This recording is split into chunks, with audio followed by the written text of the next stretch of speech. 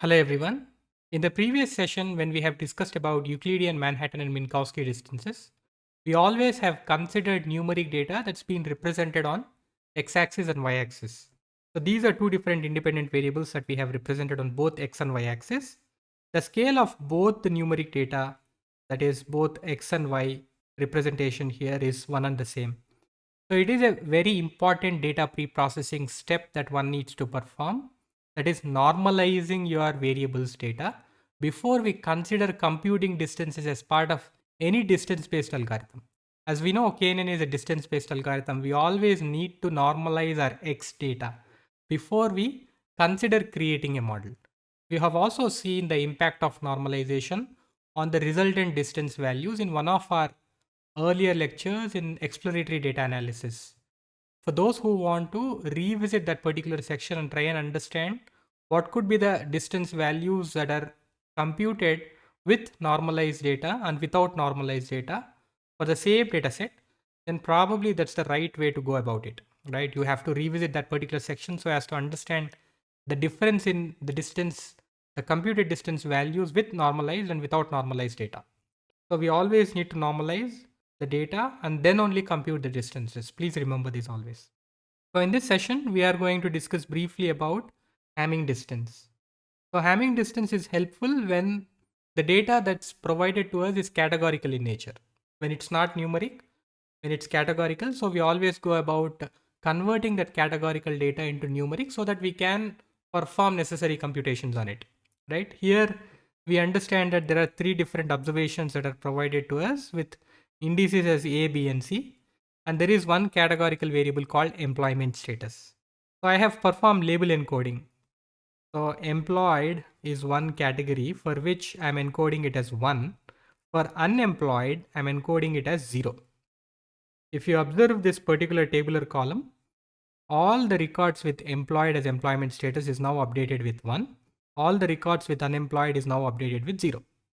I'm representing this encoded column as strings, but I'm making sure that this column called strings has got the same length for every row index. So now the length of every value of strings here is 1 because there is only one character in this particular string here. Cool. So now I compute the distance between A and B, call it as AB. I also compute the distance between A and C, call it as AC. So how do I compute the distance AB now? I observe how many number of characters within the string has got a difference. So there is only one character within a string. There is a difference, right? So here it is 1 for A and 0 for B. So obviously there is one difference out of total comparisons. So we made only one comparison now. So the distance value for AB is going to be 1. So what is the distance value for AC? Here we are going to compare 1 with 1, right? Number of comparisons that we are making is 1, right? So the denominator will be 1. Denominator is always the total number of comparisons that we are making. And the total number of differences that we are observing for the different characters within the string. So there is only one character, so only one comparison will make. But is there any difference between 1 and 1? There is no difference. So there are 0 number of differences in total 1 comparison that we have made. So the distance for AC is going to be 0. So this itself is indicating that this A and C are pretty close to each other, or they are overlapping on each other because the distance is 0. A and B data points are quite far apart from each other, and the distance that we have observed here is maximal and it is 1. Right? So this is how you compute Hamming distance. So Hamming distance is the number of differences that you are observing for, or the number of differences that you are observing out of the total comparisons that you do, right? So let's understand it a little better by considering a particular data where there are more than one categorical variables present. So now in this particular table that you are observing, we have 3 different categorical variables: gender, employment status, and education level. Again, 3 different rows represented with indices as A, B, and C. And now we observe the same here. I am performing label encoding for gender categorical variable.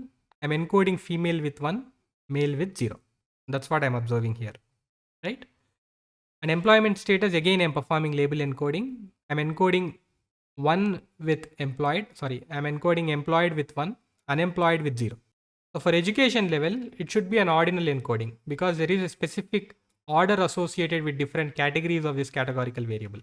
The order could be undergraduate, graduate, and postgraduate. So I'm assigning a value of 0 to undergraduate, 1 to graduate, and 2 to postgraduate. So this is how I perform ordinal encoding for this variable called education level. So once I necessarily perform all the encoding methods for different variables that we have, now I go about combining this data together into a new column called strings. So this is a new column called strings that I have created by combining this data. The first index, that is the row A, will have 1 1 1. Row B will have 0 0 0. It's just that I'm combining the strings of these values for different encoded categorical variables. And this is how the representation would look like for this new column called strings. So there are 3 different characters associated with each value now.